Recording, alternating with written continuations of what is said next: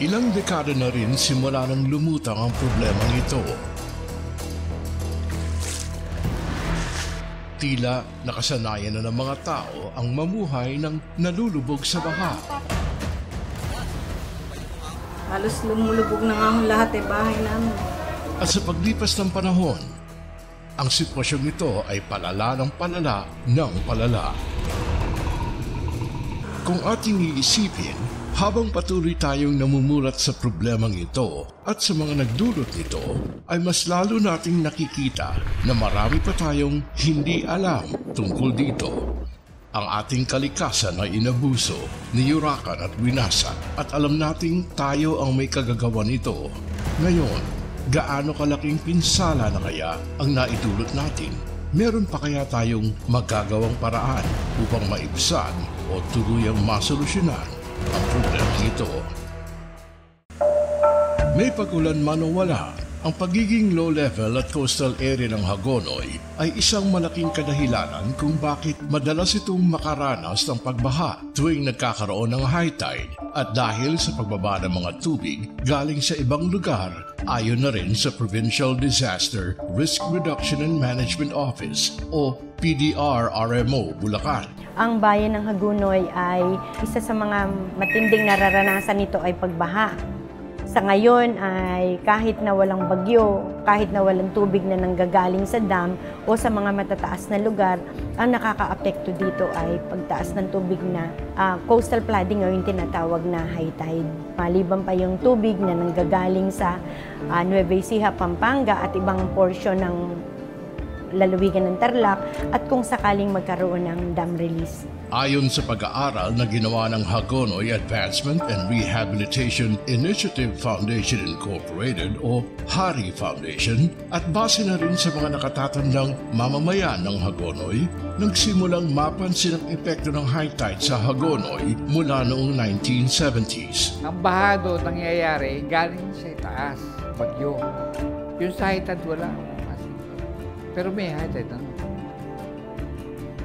Parang hindi ko pansinin. Sa pagsusuring ginawa ng HARI Foundation, isang dahilan ang climate change kung bakit mula noong 1970s hanggang ngayon ay tumaas ang level ng baha sa Hagonoy na dulot ng high tide.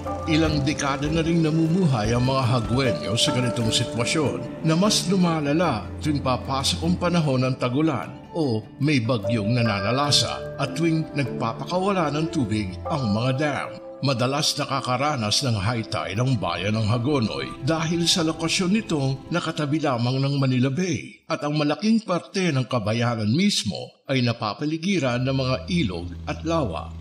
Gayunpaman, ang mga taga-Hagonoy ay sanay na sa ganitong kalagayan. Ito ay kanila nang nakalakihan, kung saan ang pangunahing pinagmumula ng kanilang kabuhayan ay ang dagat at mga ilog. Ngunit kahit sanay na mga tao dito sa ganitong sitwasyon, tila habang tumatagal ay mas lalo pa nila itong dinadaing dahil mas lumalala ang baha.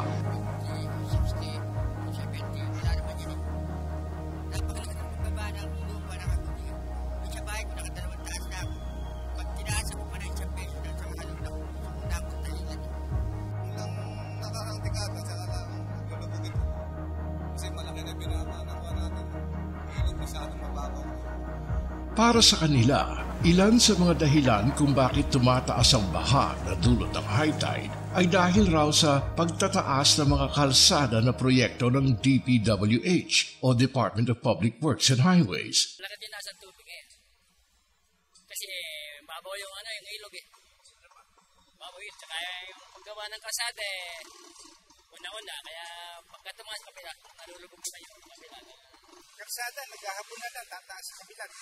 Iwan ko, lulubog na naman yung kapila. Gumawa kami ng dyan, project study dyan.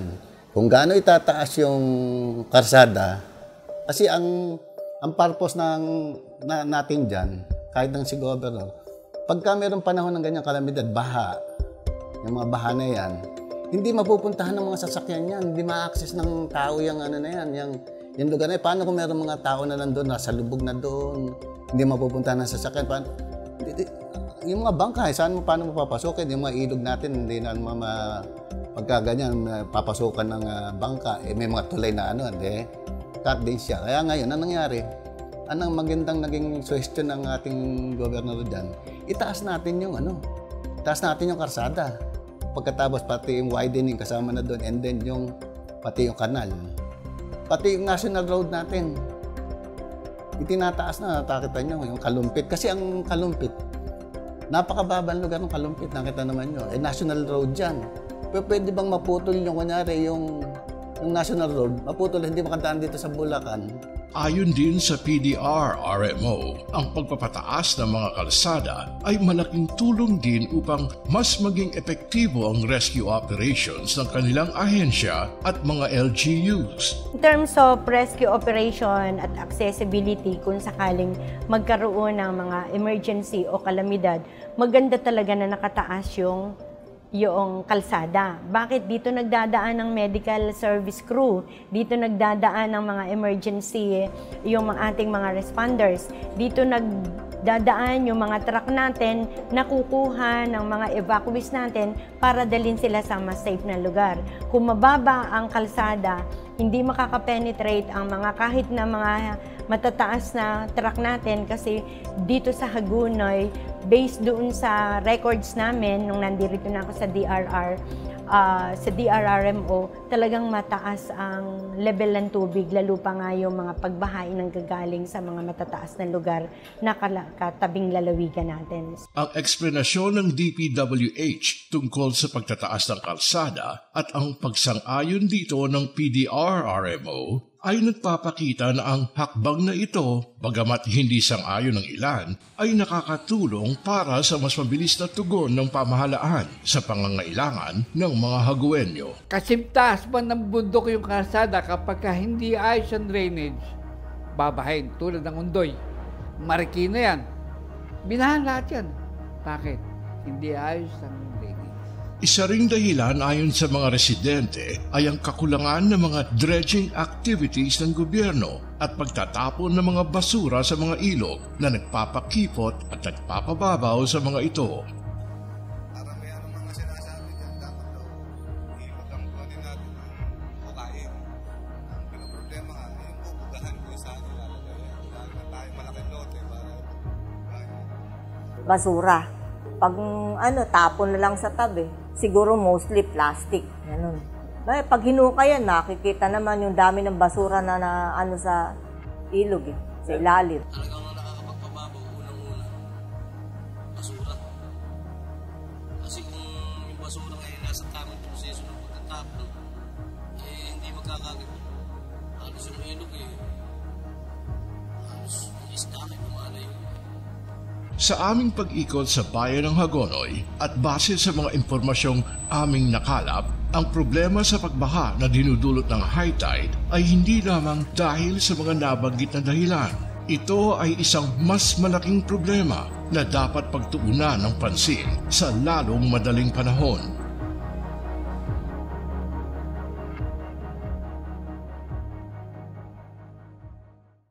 Ang pagkakaroon ng baha ay isang suliraning madalas nang nararanasan ng mga Pilipino. Ngunit sa Hagonoy, ang nooy simpleng pagbaha na dulot ng high tide ay nagiging isang kalbaryo na sa pang-araw-araw nilang buhay.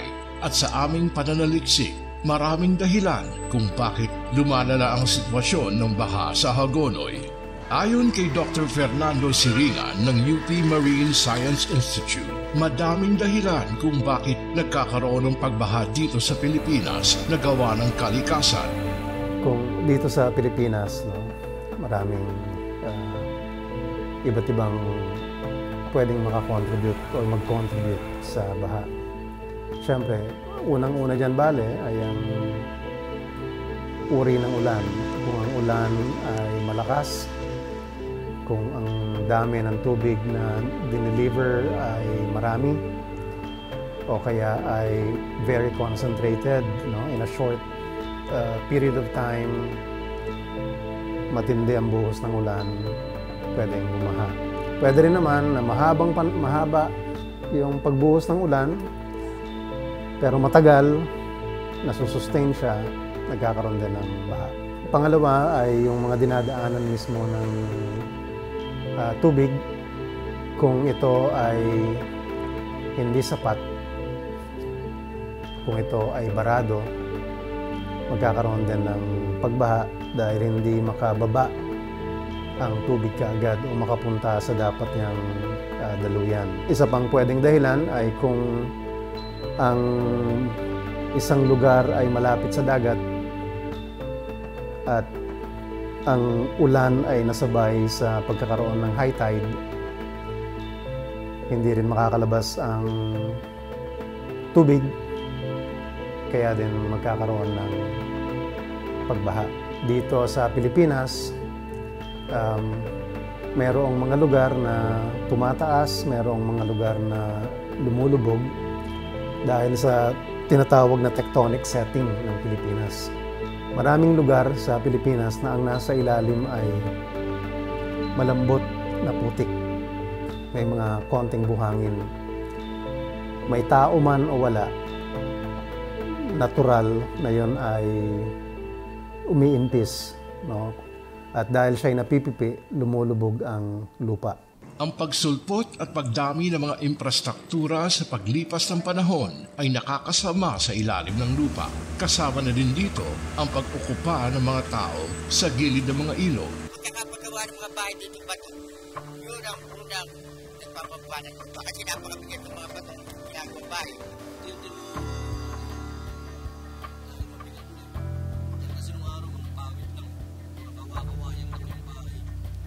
Kasi may mga sapa dito na halos mga 3 metro ang luwang, ngayon 1 metro na lang. Na-occupy ng may-ari ng lupa, nasasakop nila. Pwedeng ang tao ay maglagay ng mabibigat na struktura doon sa taas. Yun ngayon ay makakakontribute doon sa mas mabilis na pag-impis ng mga putikan sa ilalim. Encroachment, dapat yung lahat ng gumagawa ng bahay dyan, mayroong permit, may alam, kaya nagpapasurvey ako nung pa. Para malaman nila yung sakop ng ilog, huwag sila sakupin yung ilog. Kasi sila rin ang lahat mapipirisyo. Ang pag-abuso ng tao sa kalikasan tulad ng pagkalbo sa kabundukan at labis na groundwater extractions ay nagdudulot ng mataas na pagbaha at pagbaba ng lupa. Makikita mo naman na kung ano ang nanggaling sa bundok, bababa at bababa ito, no? Sa kapatagan, at mula sa kapatagan, ito din ay ilalabas sa dagat.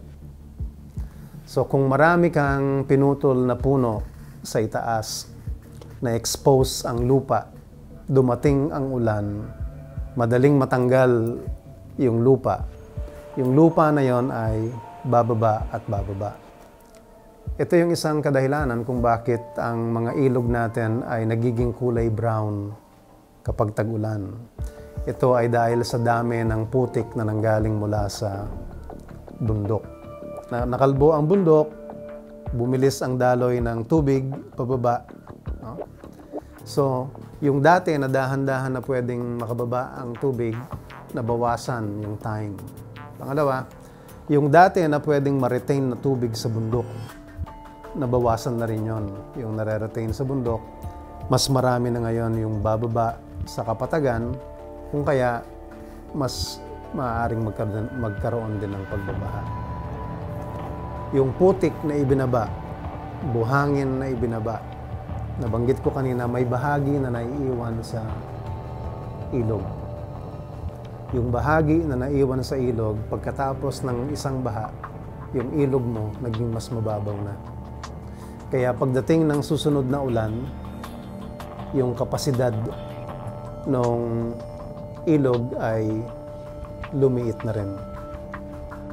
Ayon din sa mga pagsusuri, ang sobrang pagkuha ng tubig sa ilalim ng lupa o ang tinatawag na groundwater extractions ay isa na rin sa nagpapabilis upang lumambot at bumaba ang lupa, kaya ang isang lugar ay nalulubog sa baha. Ang tao din ay gumagamit ng tubig mula sa ilalim. Ito ay natural na resource na ibinigay sa atin ng Panginoon at okay lang naman na gamitin siya. Kaya lang, maraming lugar sa Pilipinas na ang paggamit ay mas malakas o mas mabilis kaysa doon sa natural system ng pagpapalit ng tubig sa ilalim.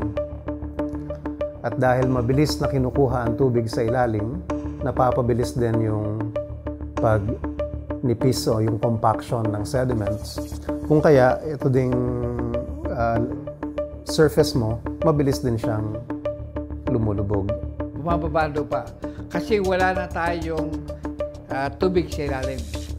Parang yung host ng bupero, pagka may laman yun, matigas. Di ba? Ngayon, wala na naman, malambot. Unti-unti bumababa yan. Wala na ng tubig siya, wala na yung mga tipwel. Yung paglubog ng lupa dahil sa mabilis ang pagtanggal ng tubig mula sa ilalim ay isang major contributor doon sa paglubog ng lupa. Ang kawalan ng disiplina ng mga tao sa pagtatapon ng basura ay nagdudulot ng pagbabaw at pagkipot ng ilog at nagpapabara sa mga daluyan ng tubig gaya ng mga kanal at estero. Sa kapanahunan natin sa ngayon, dahil sa dami ng tao at dahil sa kagustuhan ng tao na iayon ang kapaligiran sa kanyang gamit, madaling or mas mabilis na nababago ang ilog natin. Yun lang, kung saan dumadaloy ang tubig, kagustuhan ng tao na ayaw siyang daanan ng tubig, ililipat niya sa ibang lugar, no, ang daluyan ng tubig. Basura, number 1. Encroachment. Black bagay yung biliit. Yung mga construction natin, sinasakop ang ilog. Yung mga bahay. Tapos tapunan pa ng basura, napakadaming basura. Kaya yung average lang ng ating ilog ngayon, 1 meter lang. Yung kalahati nun, basura.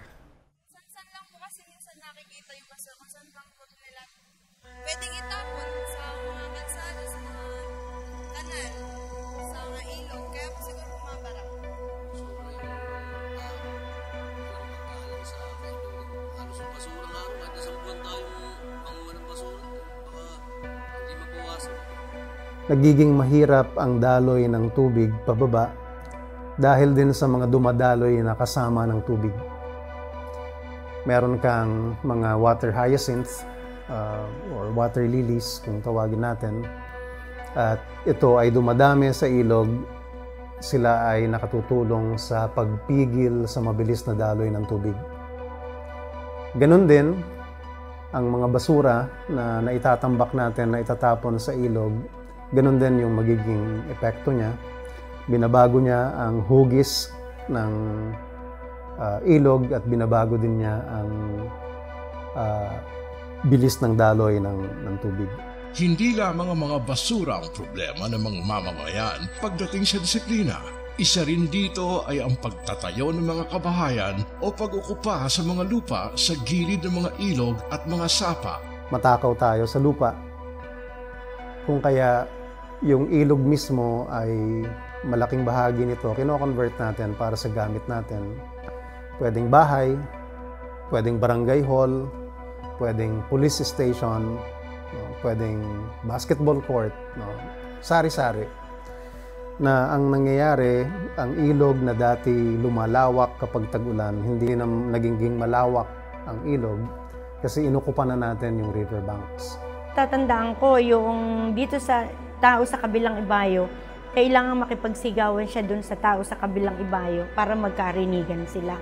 Ngayon kasi pwedeng dumaan ka na by foot na hindi ka mababasa, lalo na kung summer. Ibig sabihin, yung malawak na ilog noon at malalim, ngayon ay mababaw na.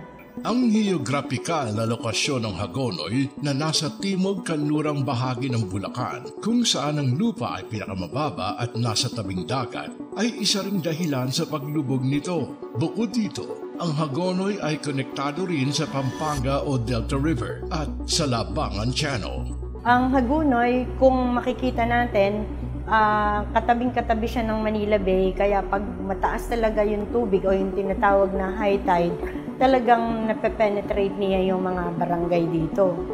Ito ay isang klase lamang ng pagbaha sa Hagonoy. Iba pa yung backflooding na tinatawag natin na nanggagaling ng Nueva Ecija, Pampanga at ibang portion ng Tarlac, kung saan bumababa yan dito sa may mga lugar ng Arayat, papuntang Arayat na yan, Pampanga, no? Dito sa San Simon, pupunta ng Apalit, tapos babagsak ng Kalumpit, Hagonoy. At kung sobra talaga yung taas ng tubig, yung ibang portion ng Malolos, Paumbong, at saka Pulilan ay nababaha din. Iba pa yung kung magkakaroon ng dam release mula dito sa Angat Dam, ito reservoir to ng Angat Dam. Pag iyan ay nagkaroon ng dam release ay 10 bayan ang dinadaanan kung saan ang dulo ay Hagonoy din at saka Paumbong na nanggagaling yung tubig dito sa Labangan, galing din ang Angat River.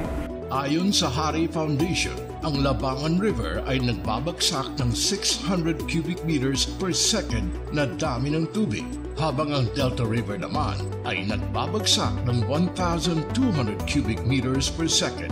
Ang ilog sa Hagonoy, kung saan bumabagsak ang mga tubig na ito, ay mayroon lamang na 2 million cubic meters na kapasidad. Bukod pa dito ang tubig na dinadala ng karagatan sa Hagonoy tuwing may high tide.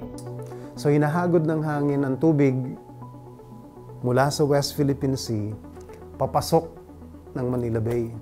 So ginagawa nito, tinataas niya sa coastal areas yung tubig. Ipasok mo po yung high tide. So pinataas ng hangin, dagdagan mo ng high tide, kasabay ang ulan, ay mas lalo kang babahain. Okay. Kaya mas lalo natin dapat talaga na irespeto ang mga ilog, kung ano yung lawak nila. At tingnan natin ang lawak nila, natural na lawak nila, lalo na kapag tag-ulan. Hindi yung tagtuyo.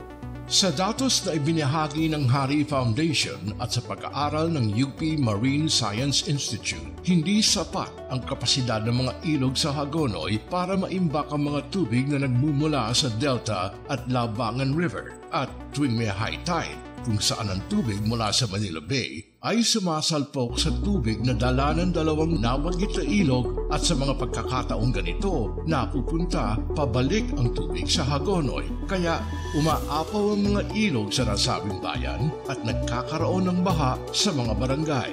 Kadalasan, ang net effect kapag ang ilog ay kumikipot, pero yung dami ng tubig na itinutulak doon sa ilog na yun ay ganun pa din. Ang magiging effect nun, mas tataas yung tubig sa ilog kapag high tide. Kaya dapat talagang malawak siya. Pero yung overall trend kasi pinapakipot natin siya. Dahil ang lupa ng Hagonoy ay mababa at ito ay nasa coastal area, ito ay nagsisilbing natural catch basin, kung saan ang Hagonoy, katulad na rin ng Kalumpit, ay sumasalo sa mga agos ng tubig na nagmumula sa matataas na lugar. Dahil sa problema sa basura na nagpabara sa mga kanal at nagpababaw sa mga ilog, ang mga tubig na galing sa matataas na lugar, binabagsak ng mga ulan o ang tubig na dinudulot ng high tide, at sa pagiging natural catch basin ng bayan ng Hagonoy, nagiging sanhi ito ng sobrang pagbaha at pagkalubog. Ang Hagonoy ay catch basin kasi nagmumula yung tubig sa taas na bumababa. Hagonoy po ang huling binababaan ng tubig papuntang Manila Bay. Makikita sa pag-aaral na talagang nagkakaroon ng siltation, nagkakaroon ng encroachment, at of course yung mga basura na talagang nakikita sa mga kailugan. Ito po ay malaking epekto sa pagpapababaw at pagnanaro ng mga ilog natin at saka mga waterways. Kaya maaaring ang dahilan pa rin o sa mga nakikita natin sa pag-aaral ay yung mga clog na mga drainage o yung mga kanal natin, mga daanan ng tubig o waterways. Kaya samut-sari na po, iba't ibang factors ang nakakaapekto sa mga pagbaha na nararanasan ng mga nasa coastal areas natin o yung mga catch basin na tinatawag. Dahil sa global warming o ang tuluyang pag-init ng temperatura ng mundo dahil sa sobrang polusyon, mabilis na natutunaw ang polar ice cap sa North Pole. Ito ang nagpapataas ng tubig sa mga karagatan, kaya't unti-unting kinakain ng katubigan ang mga lupang nasa coastal areas. Ibang factor na napakalaki, yung tatawag nila climate change, nawala yung halos 75% ng puno. Ang puno na mga edad 10 to 15 years, nakapag-i-stack yan ng 50 gallons of water mula sa dulo ng dahon hanggang dulo ng ugat, didistribute yan sa ilalim ng unti-unti. Pero pag tinanggal mo yun, yung 50 gallons na yun, baha yan, tsaka landslide. Dahil din sa climate change, mas lumalakas ang mga bagyong nararanasan natin. Nagbabago ang bilis at dami ng tubig na dinadala ng mga ulan. Ito ay bahagi bale ng tinatawag natin na climate change. Yung intensity ng rainfall ay nagbabago. At pati yung intensity at duration ay nagbabago din. Nagkakaroon ng marami ngayon na intense events, katulad ng Ondoy. Yung dami ng ulan na ibinuhos niya ay maaaring katumbas ng ulan na mahigit sa ulan na dinadala on a regular period sa isang buwan o mahigit sa isang buwan. Ayon sa pag-aaral ng Union of Concerned Scientists tungkol sa global warming at high tide, higit na nasa panganib ang mga komunidad na nasa coastal areas dahil sa mabilis na pagtaas ng level ng tubig sa mga karagatan.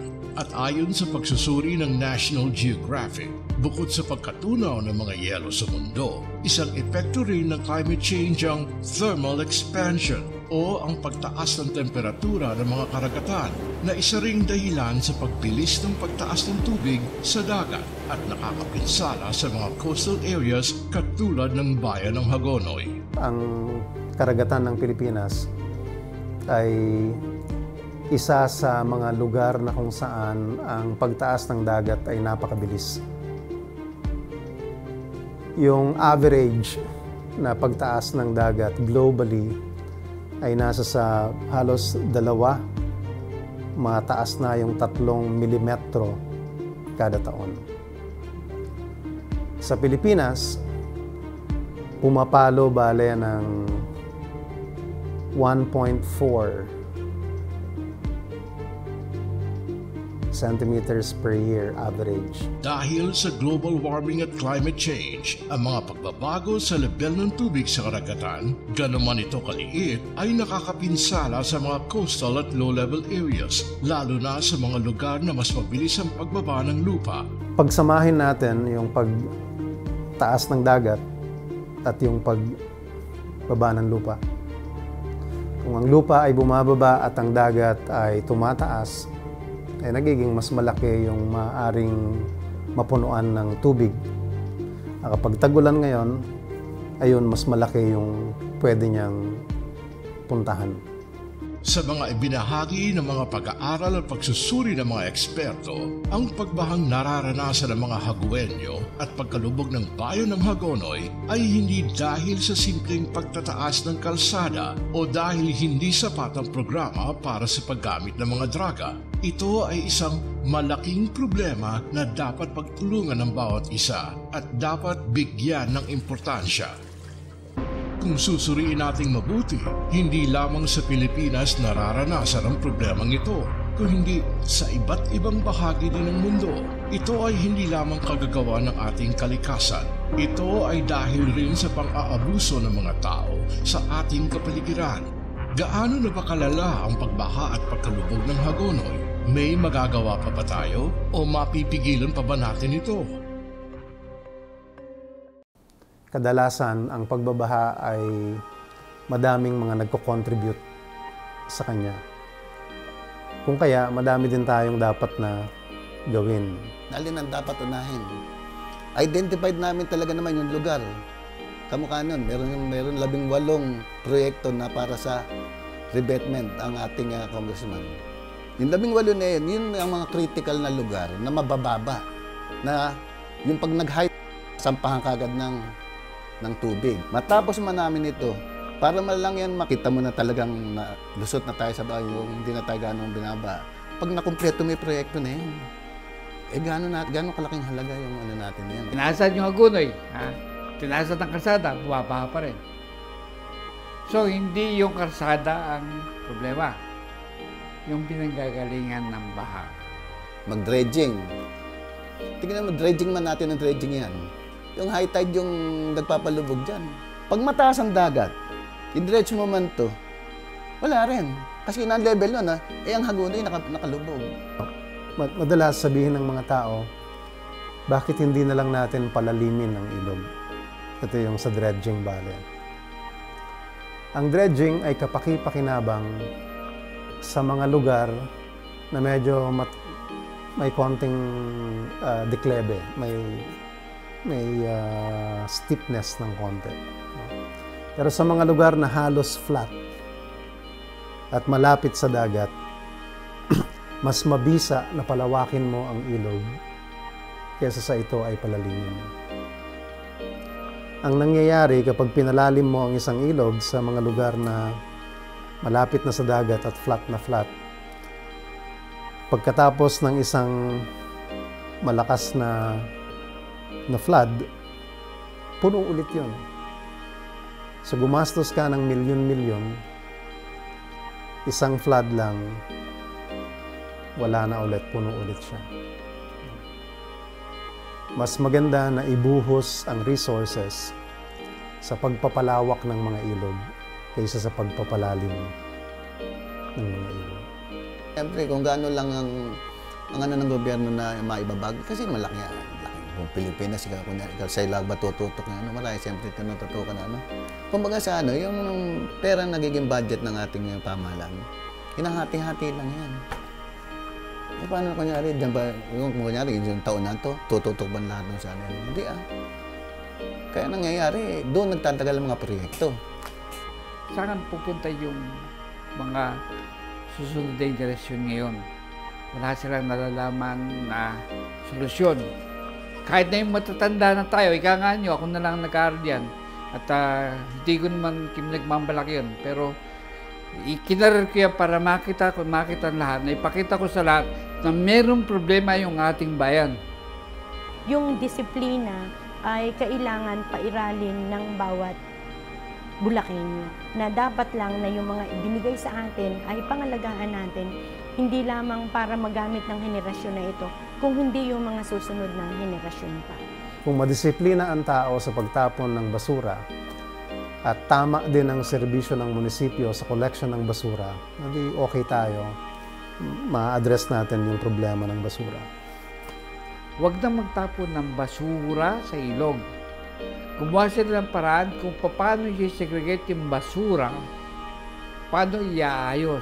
Kahit dredging natin ang taon-taon yan, kung doon naman nila tatapon yung basura, wala rin yan. Tag-access lang tayo ng pera doon sa ano na yan. Kailangan tanggapin mo din kung ano yung nangyayari sa environment at mag-adjust ka. Bibili ka ba ng kotseng mahal? O mag-i-invest ka sa bangka? Anong gagawin mo sa bahay mo? Pantay sa road? O mas mataas na sa road? Hindi po ito trabaho lang ng isang ahensya ng gobyerno o ng isang LGU lang. Bawat Bulakenyo, mahigit 3 milyon, ay may responsibilidad, may tungkulin na pangalagaan ang kapaligiran at likas na yaman at matuto sa disaster risk reduction and management. Kung public, private, government, igagalang ang ilog at hindi paliliitin ang ilog para sa pansariling kapakanan o para sa pwedeng sabihin natin kapakanan ng mas madami na madalas gamitin, then mamaintain natin ang lawak ng mga ilog. Kung ang source ng tubig halimbawa ay hindi groundwater, mag-shift sa surface water. Okay? O kaya ilimit yung number ng wells na ginagamit At meron lang mga municipal wells na i-operate at ito bale yung magdi-distribute ng tubig sa mga komunidad, and pwede nating partly ma-address yung problema. Yung paggamit ng tubig ng mga palaisdaan, pwede siguro nilang i-review kung gaano kalalim ba yung dapat nilang pagkunan ng tubig. Gaano kadalas ba yung dapat nilang pagpapalit ng tubig. Lumalala man ang sitwasyon taon-taon. Iba-iba man ang sanhi at dahilan nito. Hindi pa huli ang lahat. May magagawa pa ako. Ikaw, tayo. Bukod sa pag-aaral ng mga eksperto, pakikiisa at pakikipagtulungan ng mga mamamayan sa pamahalaan ay kailangan. Tama na ang sisihan. May magagawa pa tayo. Gising na, Bulakenyo. Kaya nating lampasan ang paglubog na ito.